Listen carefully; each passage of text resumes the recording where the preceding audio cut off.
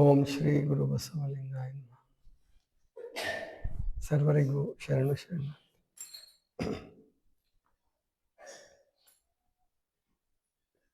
ದೇಹಶಕ್ತಿ ಮತ್ತು ಪ್ರಾಣಶಕ್ತಿ ಎರಡನ್ನ ಚೆನ್ನಾಗಿ ಬಳಸಿಕೊಂಡು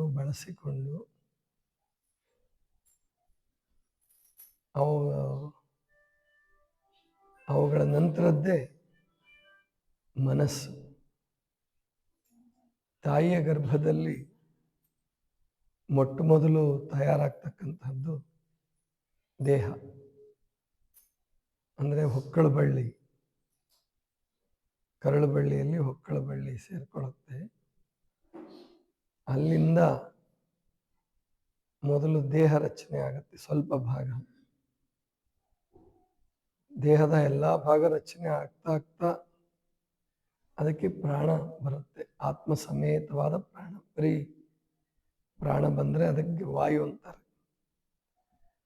ಜೀವಾತ್ಮ ಬೆರೆತರೆ, ಆತ್ಮ ಬೆರೆತರೆ ಇದು ಜೀವಾತ್ಮ, ವಾಯುವಿನ ಜೊತೆ ಆತ್ಮ ಬೆರೆತರೆ ಪ್ರಾಣ. ಆತ್ಮ ಇಲ್ಲದೆ ಯಾವ ಕೆಲಸವೂ ಸಾಧ್ಯವಿಲ್ಲ. ಆತ್ಮ ಅಂತಂದ್ರೆ ಅದು ಎಲೆಕ್ಟ್ರಿಸಿಟಿ ಇದ್ದ ಹಾಗೆ. ಹೀಗೆ ಬೆಳೆದು ತಾಯಿ ಗರ್ಭದಿಂದ ಹೊರಗೆ ಬರೋ ಹೊತ್ತಿಗೆ ಹೆಚ್ಚು ಕಡಿಮೆ ಮನಸ್ಸು ತಯಾರಾಗಿರುತ್ತೆ. ಅಲ್ಲಿ ಹೇಳೋ ಪ್ರಕಾರ, ಕೆಲವರು ಹಿಂದಿನ ಕಾಲದವರು ಹೇಳೋ ಪ್ರಕಾರ, ಅಲ್ಲಿ ಏನು ಆತ್ಮ ಬಂದು ಶರೀರದೊಳಗಡೆ ಸೇರ್ಕೊಳ್ಳುತ್ತೆ, ಆವಾಗ ಜಾತಿ ಸ್ಮರತ್ವ ಉಂಟಾಗತ್ತೆ. ಅಂದರೆ ಹಿಂದಿನ ಜನ್ಮಗಳು ಸ್ಮರಣೆಗೆ ಬರ್ತವೆ ಅನ್ನುವಂಥ ಮಾತನ್ನು ಹೇಳ್ತಾರೆ. ಆದರೆ ತಾಯಿ ಗರ್ಭದಿಂದ ಹೊರಗೆ ಬರ್ತಿದ್ದ ಹಾಗೆ ಮರೆತು ಹೋಗ್ಬಿಡುತ್ತೆ ಅಂತ ಹೇಳಿದ್ದಾರೆ. ಆದರೆ ಕೆಲವು ಮಕ್ಕಳು ಮರೆಯಲ್ಲ. ಕೆಲವು ಮಕ್ಕಳಿಗೆ ಅವ್ರಿಗೆ 5, 6, 7, 8, 10 ವರ್ಷದವರೆಗೂ ನೆನಪಿರೋದು ಉಂಟು ಹಿಂದಿನ ಜನ್ಮ.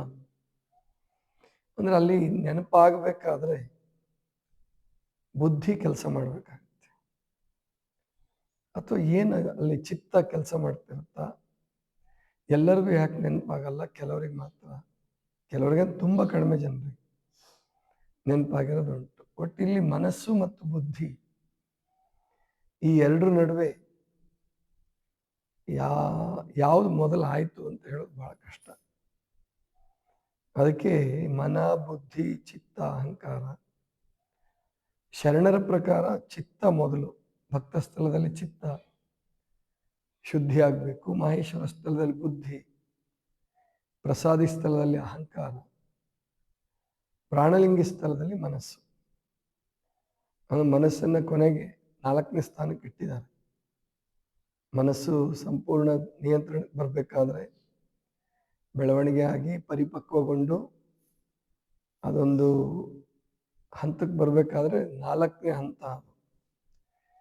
ಇಲ್ಲಿ ಚಿತ್ತ ಅನ್ನುವಂಥದ್ದು ಎಲ್ಲ ಕಡೆ ವ್ಯಾಪಕವಾಗಿದೆ ಅಂತಲೂ ಹೇಳ್ಬೋದು. ಮೆದುಳು ಇದರ ಕೇಂದ್ರ ಅಂತ ಹೇಳ್ಬೋದು. ಈ 4ರ ಕೇಂದ್ರವು ಮೆದುಳೆ. ಮನಸ್ಸು, ಬುದ್ಧಿ, ಚಿತ್ತ, ಅಹಂಕಾರ ಏನಿದಾವೆ, 4ರ ಕೇಂದ್ರವು ಮೆದುಳೇನೆ. ಅದು ಆ 4ರಲ್ಲಿ ಯಾವುದು ಅಂತ ಹೊರಗಿನ ಪ್ರಪಂಚಕ್ಕೆ ತೋರ್ಸಕ್ಕಾಗಲ್ಲ. ಅದಕ್ಕೆ ಶಿಶುನಾಳ ಶರೀಫರ ಒಂದು ಪದ್ಯ, ತೇರ ನೆಳೆಯುತ್ತಾರೆ ತಂಗಿ ತೇರ ನೆಳೆಯುತ್ತಾರೆ, ಅದರಲ್ಲಿ 4 ಗಾಲಿ ಒಂದೇ ಜೋಡಿ, ಆಶಾ ಎಂಬ ಹಗ್ಗ ಮಾಡಿ ಅಂತ ಹೇಳಿ ಅವ್ರು ಬಳಸಿದ್ದಾರೆ. ತೇರಿನ 4 ಗಾಲಿಗೆ ಒಂದೇ ಜೋಡಿ, 4 ಗಾಲಿ ಒಂದೇ ಜೋಡಿ ಇರ್ತವೆ ಅಂತ ಅರ್ಥ ತಗೊಂಡ್ರೆ, ಇಲ್ಲಿ ಆಶಾ ಎಂಬ ಹಗ್ಗ ಮಾಡಿ ಅಂತ ಹೇಳ್ತಿರುವಾಗ 4 ಗಾಲಿ ಅದು ಒಂದೇ ಜೋಡಿಯಾಗಿರ್ತಕ್ಕಂಥವು ಅಂತರಂಗದ ಈ ಅಂತಃಕರಣಗಳು, ಮನ, ಬುದ್ಧಿ, ಚಿತ್ತ, ಅಹಂಕಾರ. ಆದರೆ ಶರಣರು ಒಂದು ಕ್ರಮಗೊಳಿಸಿದ್ದಾರೆ. ಚಿತ್ತ ಭಕ್ತ ಸ್ಥಳದಲ್ಲಿ ಶುದ್ಧ ಆಗಬೇಕು.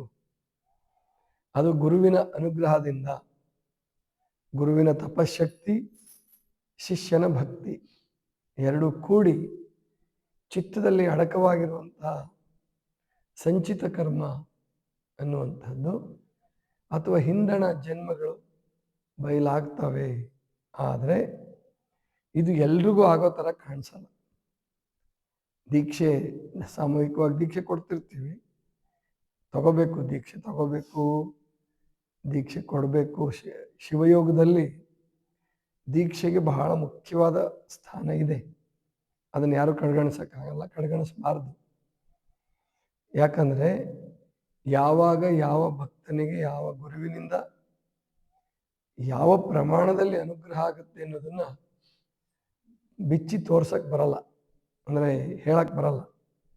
ಆದ್ದರಿಂದ ಆ ದೀಕ್ಷಾ ಪ್ರಕ್ರಿಯೆಗಳೇನಿದ್ದಾವೆ ಅದಾಗಲೇಬೇಕು. ನಮ್ಮ ಧರ್ಮದಲ್ಲಿ ಯಾಕೆ ಸಂಘಟನೆ ಅಥವಾ ಒಗ್ಗಟ್ಟಿಗೆ ಕೊರತೆ ಆಗಿದೆ ಅಂತಂದರೆ, ಎಲ್ಲೋ ಒಂದು ಹಂತದಲ್ಲಿ ದೀಕ್ಷೆ ತಗೊಳ್ಳೋದೇ ನಡೆಯುತ್ತೆ ಬಿಡು ಅನ್ನೋ ಲೆಕ್ಕಕ್ಕೆ ಬಂದ್ಬಿಟ್ರು. ಅದು ಯಾಕೆ ಹಾಗಾಯಿತೋ ಗೊತ್ತಿಲ್ಲ. ಅದನ್ನು ಇತರೆ ಧರ್ಮಗಳಲ್ಲಿ ಕಡ್ಡಾಯ ಮಾಡ್ದಂಗೆ ಮಾಡಿಲ್ಲ. ಆದರೆ ಕ್ರಿಶ್ಚಿಯನ್ರಲ್ಲೂ ಕೂಡ ಆ ಸಮಸ್ಯೆ ಇದೆ. ಅಲ್ಲಿ ಇಲ್ಲಲ್ಲ, ಇಲ್ಲೇ ಎಲ್ಲರೂ ತಗೊಳ್ತಾರೋ ಬಿಡ್ತಾರೋ ಗೊತ್ತಿಲ್ಲ ನನಗೆ. ಇಂಗ್ಲೆಂಡಲ್ಲಿ, ಅಮೇರಿಕಾದಲ್ಲಿ ಯುವಕರು ಅಥವಾ ಅನೇಕ ಜನ ಕ್ರೈಸ್ತ ಪದ್ಧತಿಯಲ್ಲಿ ದೀಕ್ಷೆ ತಗೊಳ್ಳೋದಕ್ಕಾಗಲಿ ಚರ್ಚ್ಗೆ ಹೋಗೋದಕ್ಕಾಗಲಿ ಇಷ್ಟಪಡಲ್ಲ ಅನ್ನುವಂಥದ್ದನ್ನು ನಾವು ಕೇಳ್ತಾ ಇದ್ದೀವಿ. ಅದು ಎಲ್ಲ ಧರ್ಮಗಳಲ್ಲೂ ಆ ಸಂಕಟ ಬಂದಿದೆ. ಕಾರಣ ಏನಪ್ಪ ಅಂತಂದರೆ, ಮೂಲದಲ್ಲಿ ಇದ್ದಂತಹ ಸ್ಥಿತಿನಲ್ಲಿ ಆ ಶಕ್ತಿ ದೀಕ್ಷೆಯಲ್ಲಿ ಉಳಿಯಲ್ಲ. ಬರ್ತಾ ಬರ್ತಾ ಸಾಧನೆ ಕಡಿಮೆ ಆಗತ್ತೆ, ಬೋಧನೆ ಸಂಘಟನೆ ಜಾಸ್ತಿ ಆಗತ್ತೆ.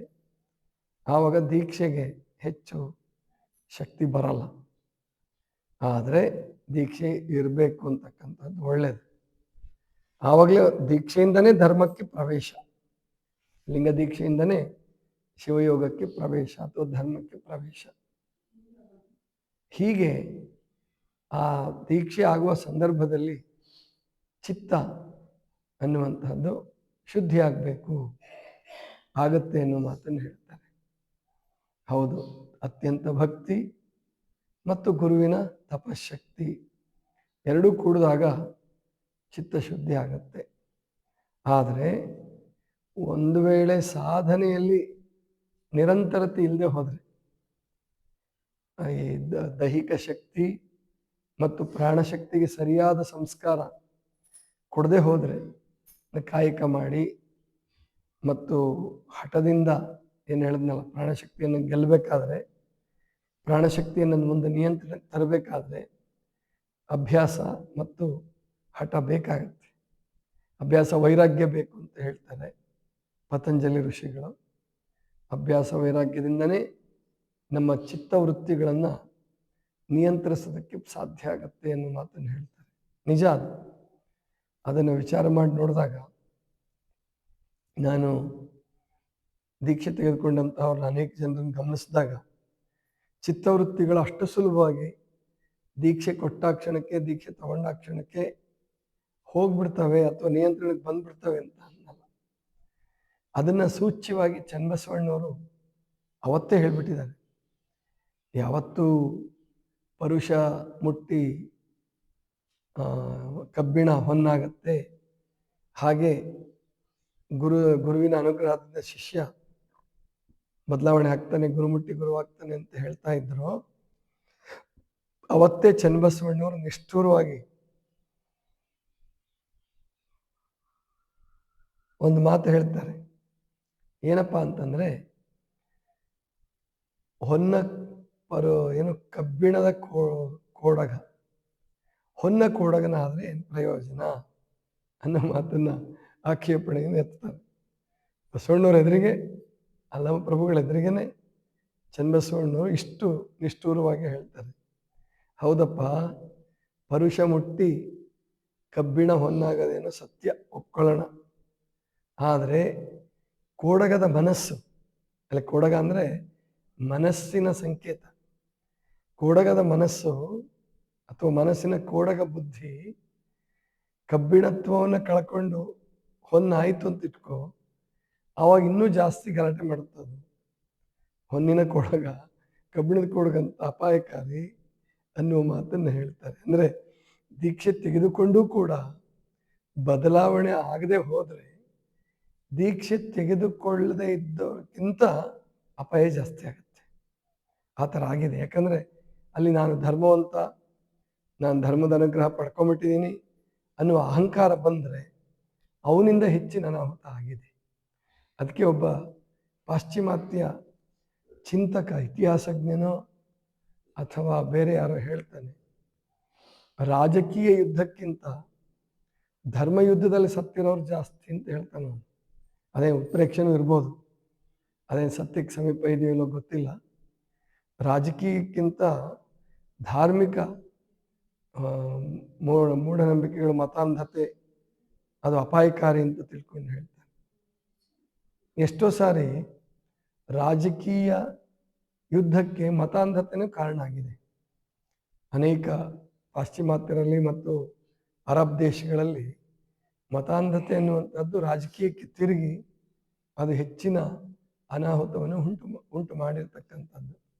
ಆದ್ದರಿಂದ ನಾವಿಲ್ಲಿ ತಿಳ್ಕೊಳ್ಬೇಕು, ಶಿವಯೋಗದಲ್ಲಿ ನಾವು ಮುಂದುವರಿಬೇಕಾದ್ರೆ, ಮನಸ್ಸು ಸಂಸ್ಕಾರಯುತ ಆಗಬೇಕಾದ್ರೆ ದೀಕ್ಷೆಯನ್ನು ಪಡೆದುಕೊಂಡು ನಿರಂತರವಾದ ಸಾಧನೆ ಇರಬೇಕು.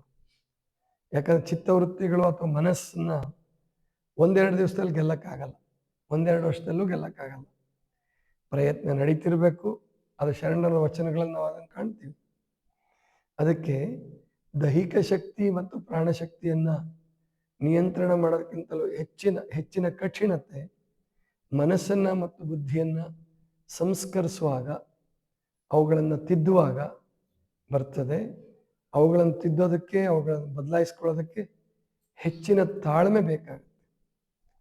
ತಾಳ್ಮೆ, ಸಾಧನೆ, ನಿರಂತರ ಪ್ರಯತ್ನ ಬೇಕೇ ಬೇಕಾಗುತ್ತೆ.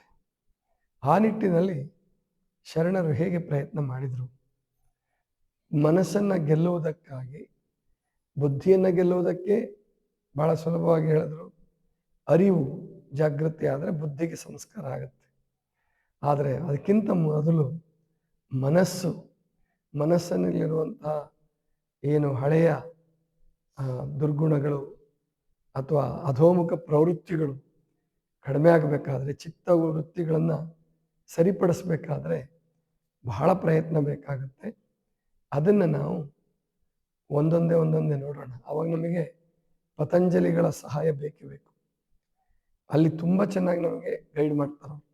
ಚಿತ್ತವೃತ್ತಿಗಳನ್ನು ಹೇಗೆ ನಾವು ಗೆಲ್ಲಬೇಕು ಅನ್ನುವಂಥದ್ದನ್ನು ತುಂಬ ಚೆನ್ನಾಗಿ ಗೈಡ್ ಮಾಡ್ತಾರೆ. ಅದನ್ನು ಒಂದೊಂದಾಗಿ ತಿಳ್ಕೊಳ್ಳೋಣ ಮುಂದಿನ ದಿನಗಳಲ್ಲಿ. ಇದಿಷ್ಟು ಇವತ್ತಿನ ಚಿಂತನ. ಸರ್ವರಿಗೂ ಶರಣ.